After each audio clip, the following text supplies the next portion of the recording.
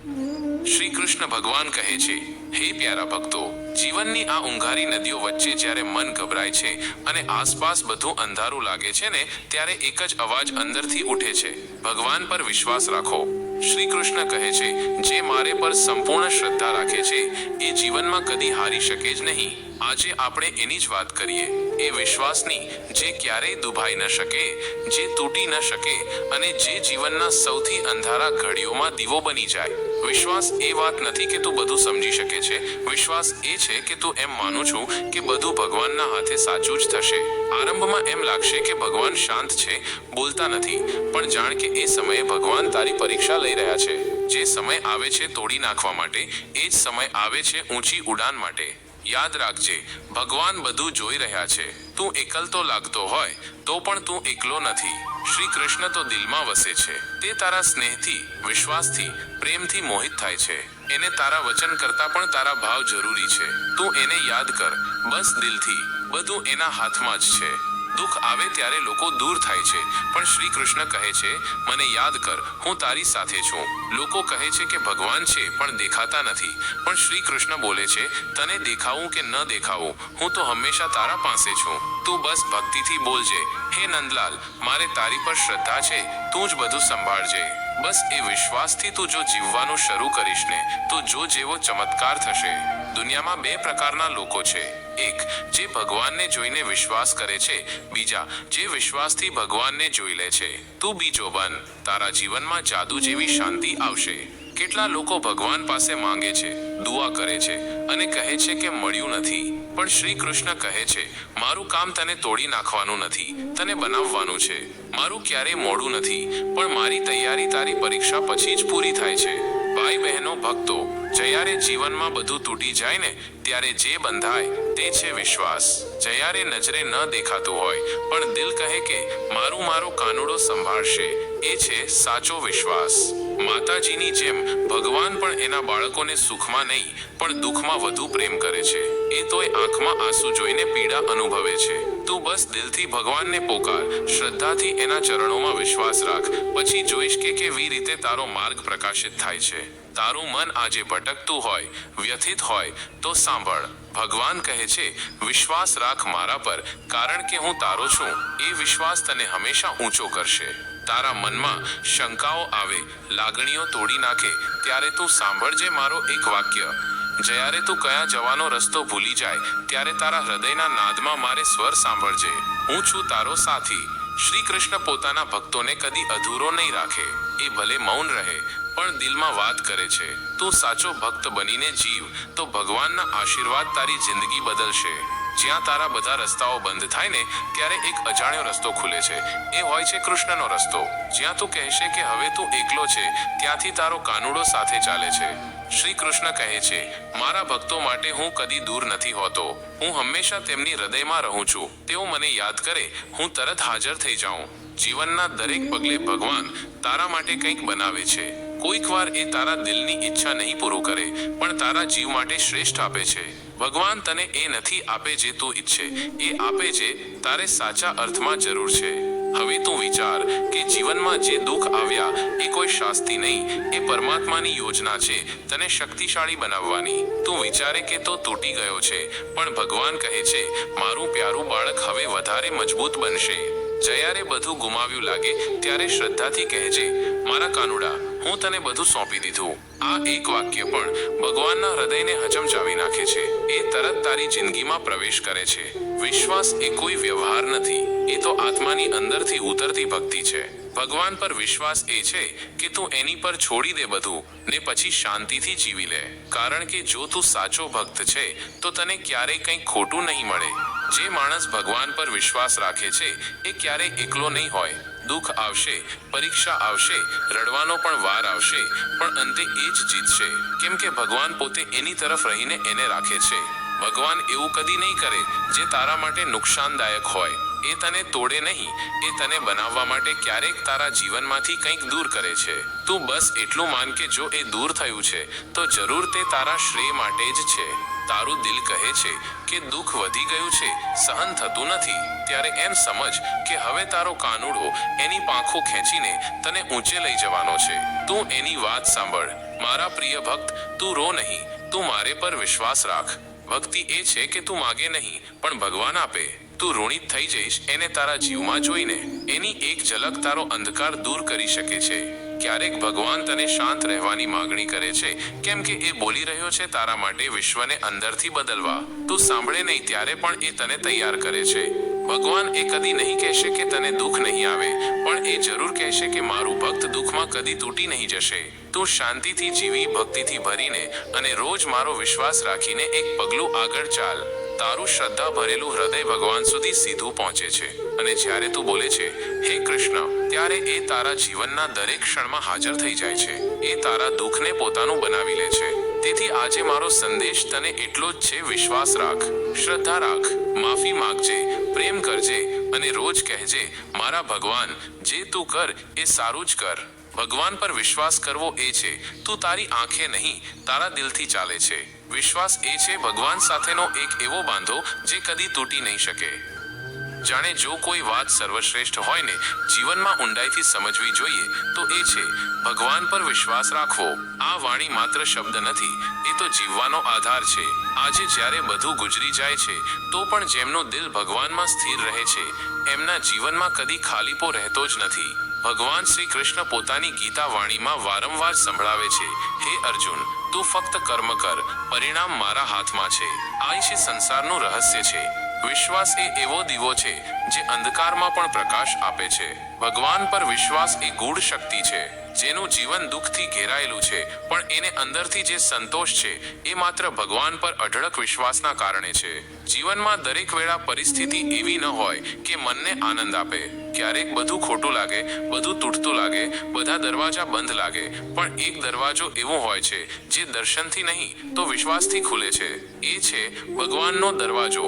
શ્રી કૃષ્ણ કહે છે, હું તારા દરેક નિર્ણયથી વાકેફ છું, તારા દરેક દુઃખનો સાક્ષી છું. તું રડ્યો છે ત્યાં પણ હું હાજર હતો, તું તૂટી ગયો ત્યાં પણ હું તને જોડી રહ્યો હતો, તું કંઈ જોઈ ન શક્યો પણ હું તને સતત સંભાળતો રહ્યો. એ વિશ્વાસ ધરાવનાર વ્યક્તિ જીવનમાં કેટલાય તોફાનનો સામનો કરે છે પણ કદી ડગમગતો નથી, કેમ કે એને ખબર છે કે એક દૈવી શક્તિ એમના પાંપણ ઉપર હાથે રાખીને કહે છે, મૂંઝાય નહીં, હું છું ને.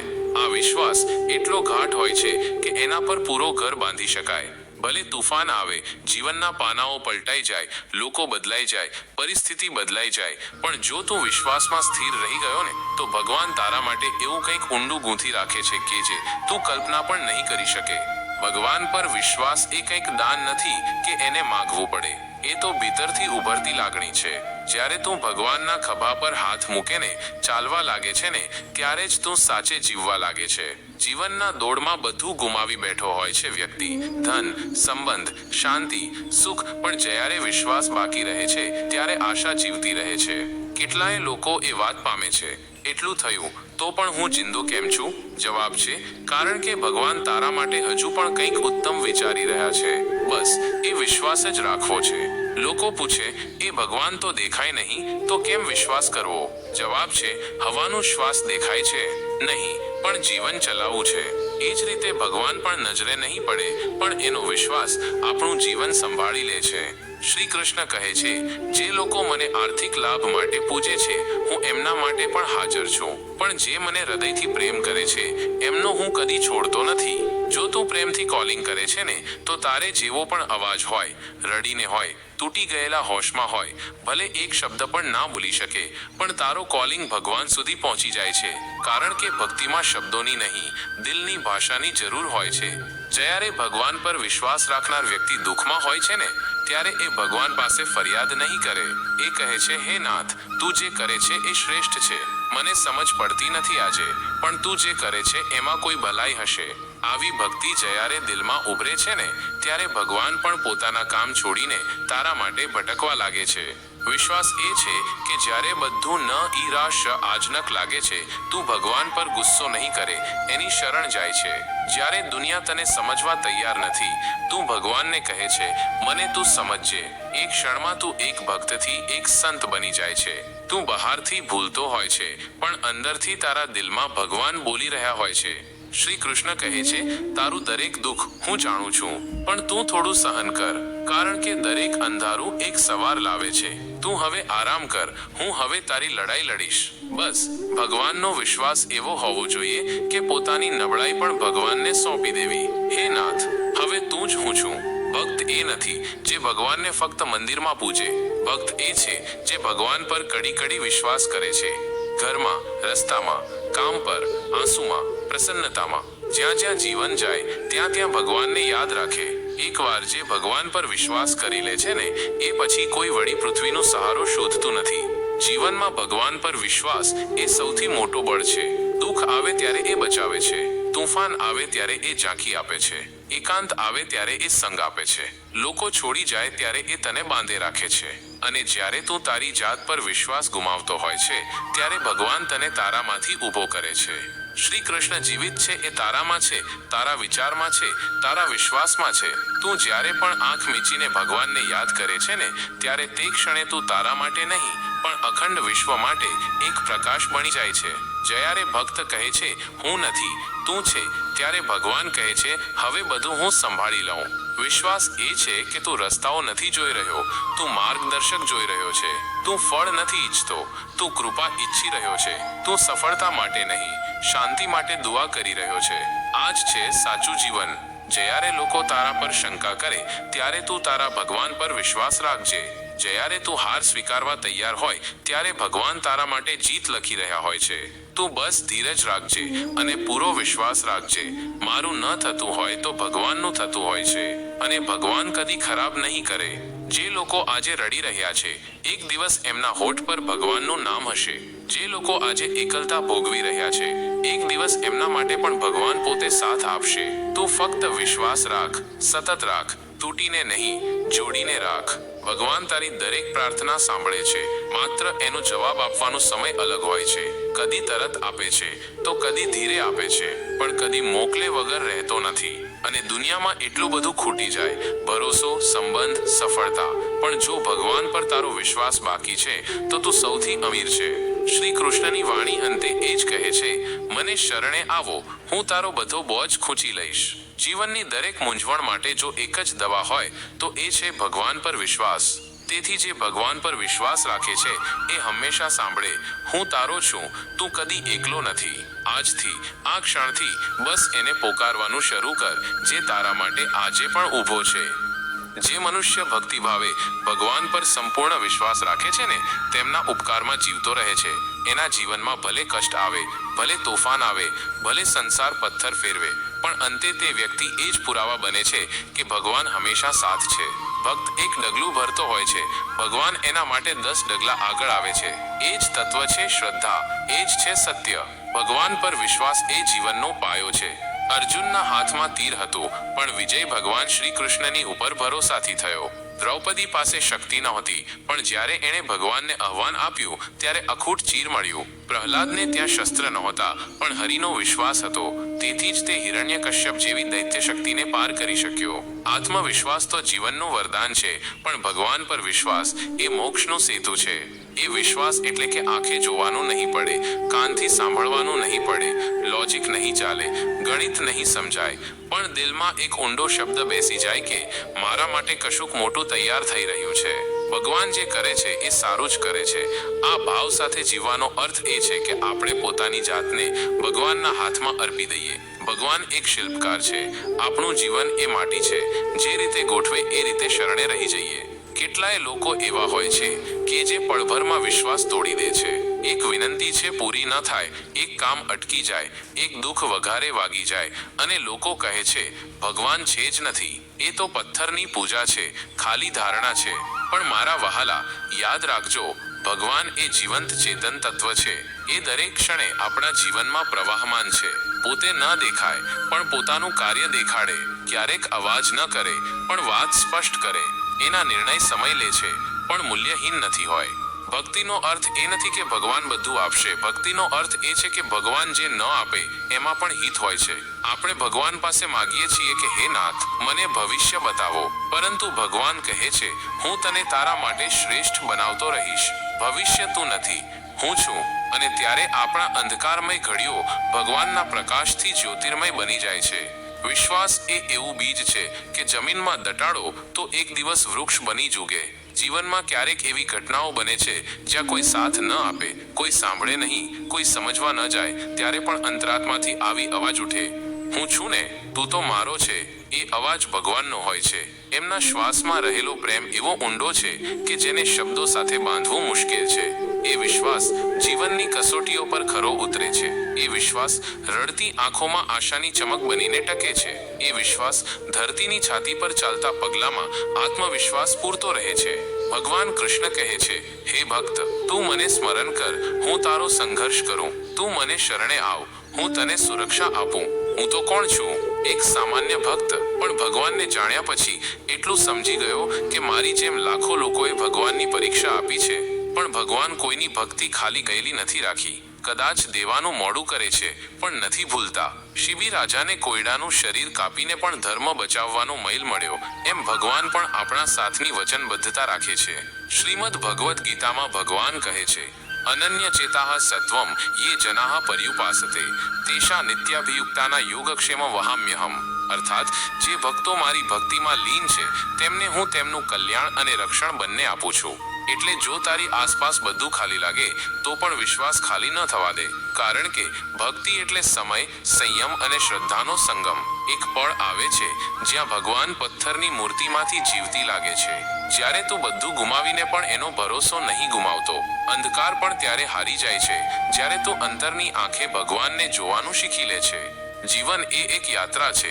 રસ્તાઓ ખડકાયેલા હોઈ શકે, રસ્તામાં ઝાંઝાવાતો હોઈ શકે, પણ જો રથના વાહક ભગવાન હોય તો ભય કેવો, સંશય કેવો, પરાજય કેવો. દુનિયાના સાહસિકો પોતાનો ભરોસો કાબિલિયત પર રાખે છે, ભક્તો ભગવાન પર. અને ખરા ભક્તોને કદી હરાવી શકાય એ હોય નહીં. જ્યારે તું રાતે એકલો સૂતો હોય ને, આંખે આશાના આંસુ હોય, ત્યારે એક પવન એવો ફૂંકાય છે કે આત્મામાંથી અવાજ આવે, હું છું તારી સાથે. એ પવનમાં ભગવાન હોય છે. જ્યારે બધું ગુમાવ્યા પછી તું હાથ જોડીને કહે કે હવે મારી પાસે તું જ બાકી રહ્યો, ત્યારે ભગવાન કહે છે, હવે તું સાચો ભક્ત થયો. કેટલાક લોકો ભગવાન પર વિશ્વાસ તો રાખે છે, પણ સમય મર્યાદામાં. કાલે નહીં મળ્યું તો કહ્યું કે ભગવાન નથી સાંભળતો.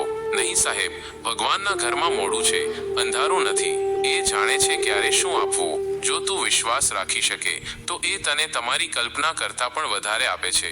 ભલે હાલ તને લાગતું હોય કે ભગવાન ચૂપ છે, પણ એ રચના કરી રહ્યા છે એવું યાદ રાખજે. ક્યારેક ભગવાન તને અંતે એટલું મોટું આપે છે કે તું હસીને બોલે, જેમ છે એમ સારું છે.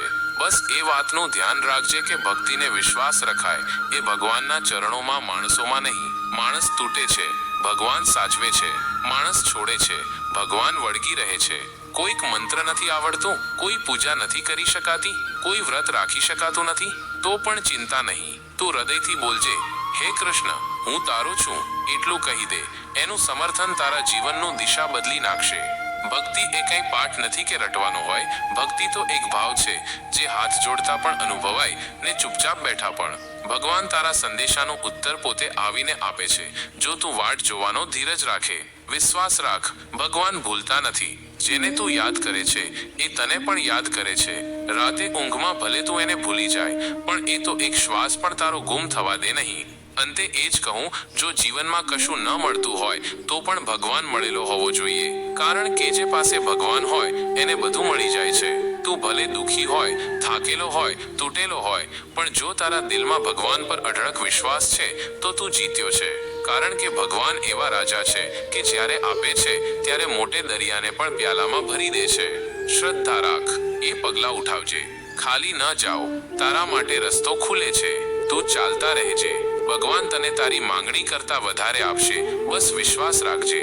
જય શ્રી કૃષ્ણ. જો તમને અમારો આ વિડીયો ગમ્યો હોય તો લાઈક અને સબસ્ક્રાઇબ કરો અને કોમેન્ટમાં જય શ્રી કૃષ્ણ લખવાનું ભૂલશો નહીં. ધન્યવાદ.